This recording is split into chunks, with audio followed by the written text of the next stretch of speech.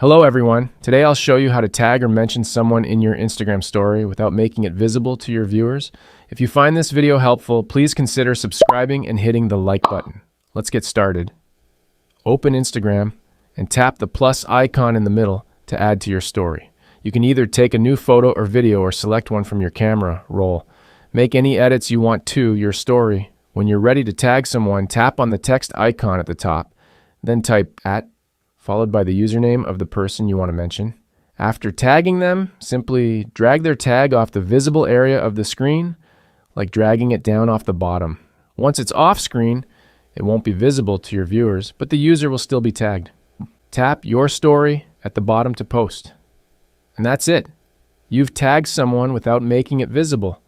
Check it yourself by going to your Instagram homepage, swiping across to your story, and you'll see that the tag isn't visible.